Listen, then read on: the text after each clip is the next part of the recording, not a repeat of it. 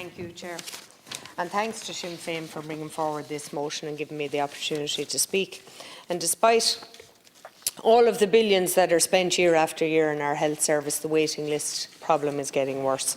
In a speech on the appropriation bill back in December, I highlighted the degree to which our spending on health has increased over the last 6 years.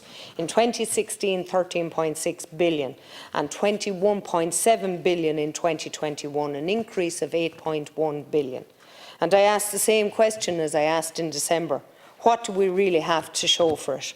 We have waiting lists getting longer, a crisis in the GP sector, orthodontic waiting lists off the charts, mental health services still understaffed and many other issues. The recent Sunday Business Post coverage should also serve as an eye-opener to the horror of the waste which exists in the HSE. The health service is not being underfunded, but funding is clearly not being used in the most efficient and effective way.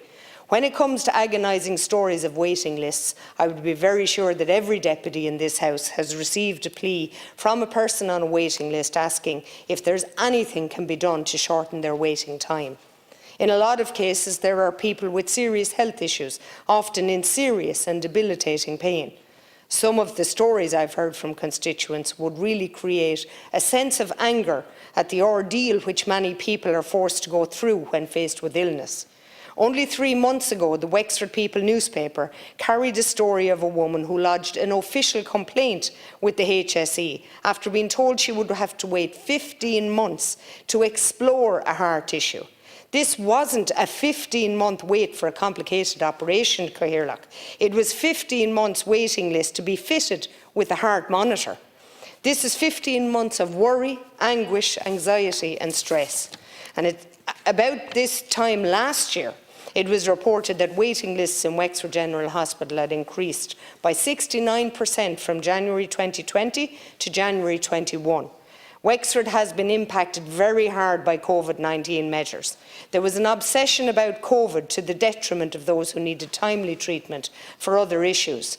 We don't yet have the true figures for the increased waiting times for the year January 21 to date.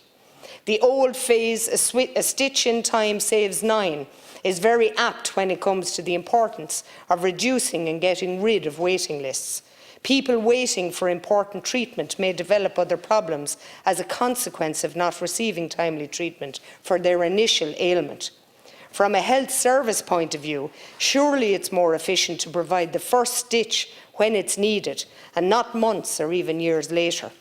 In 2022, Waiting List Action Plan aims to reduce the numbers on waiting lists from 720,000 down to 587,000.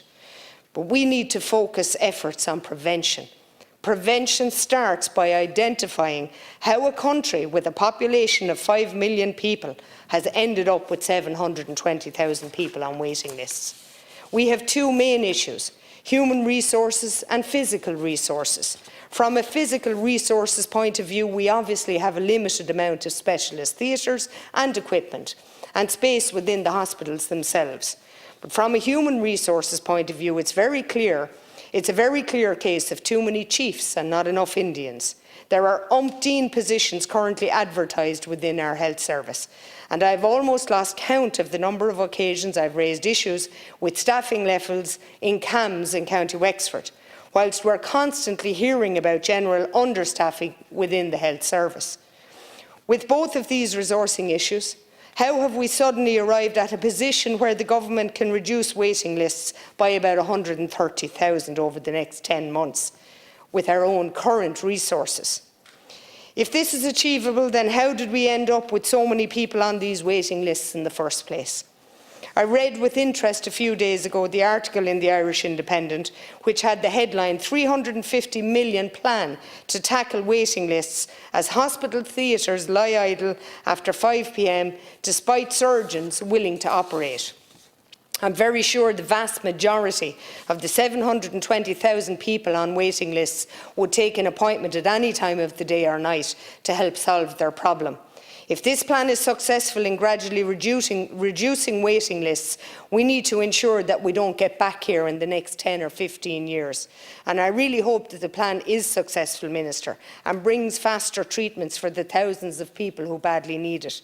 Because if it isn't, Minister, it might be time to look at the top-heavy chiefs in the system, consider cancelling some of the wellness conference trips and actually get to work to deal with the crisis itself. Thank you, Chair.